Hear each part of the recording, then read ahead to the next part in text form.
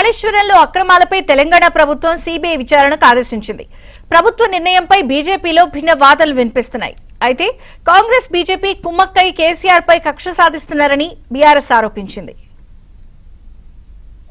వాళ్ళకు చాత కాదని తెలుసు, వాళ్ళ రిపోర్టు తడకని తెలుసు, వాళ్ళ రిపోర్టు నిలదనేది వాళ్ళకి అర్థమైంది కాబట్టి ఇవాళ వాళ్ళు డిజైన్ చేసుకోవడం కోసం ఈ పని చేశారు. ఏది ఏమైనప్పటికీ కూడా ఖచ్చితంగా సిబిఐ సంపూర్ణంగా ఎంక్వైరీ చేస్తాయి, దానికి జరిగిన అక్రమాలను గుర్తిస్తారనే విశ్వాసం మాకుంది. కాళేశ్వరం ప్రాజెక్టు విషయంలో కూడా మేము మొదటి నుంచి కూడా ఇది అంతరాష్ట్ర సంబంధించినటువంటి సమస్య.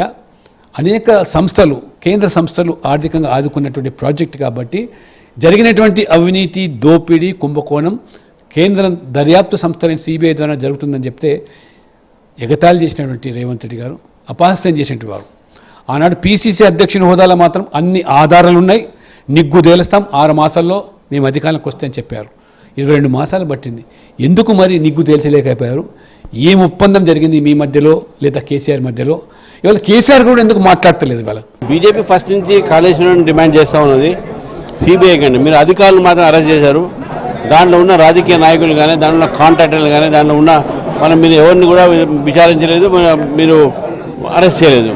దీని మీద మాకు ఈ ప్రభుత్వం ఒక నిజాయితీ మీద డౌట్ ఉంది కాబట్టి మేము సిబిఐని డిమాండ్ చేస్తున్నాం. మా డిమాండ్ నిజాయితీ ఉంది కాబట్టి ప్రభుత్వం దిగొచ్చింది. అది వాళ్ళు మేము గతంలో కూడా సిబిఐకి ఏమని చెప్పేసి మన బీఆర్ఎస్ ఉన్నప్పుడు డిమాండ్ చేసినాం, వాళ్ళు ఒప్పుకోలేదు. అప్పుడు కోర్టు ఒప్పుకుంది, మరి కోర్టు ఒప్పుకుంది కదా, ఇప్పుడు ముఖ్యమంత్రి ఒప్పుకున్నాడు. అంటే అన్ని రకాలుగా మీరు చూడాల్సిన అవసరం ఉంది. నిజాయితీ ఉంటేనే మేము సిబిఐ డిమాండ్ చేస్తాము, అవసరం డిమాండ్ చేస్తున్నాం. ఆ కోర్టు ఒకసారి ఒప్పుకుంది మీ ప్రభుత్వంలో, ఇప్పుడు ఈ ప్రభుత్వం వీళ్ళు ఒప్పుకున్నారు. మీకేంది బాధ? నాకు అర్థం కాదు. మీరు బయటపడుతున్నారా మీ బండారం? అందుకే భయపడతా ఉన్నాను.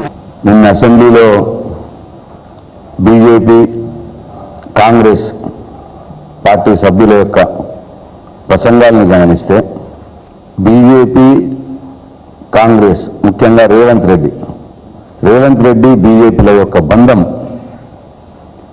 నగ్నంగా అసెంబ్లీ సాక్షిగా నిన్న బయటపడ్డది.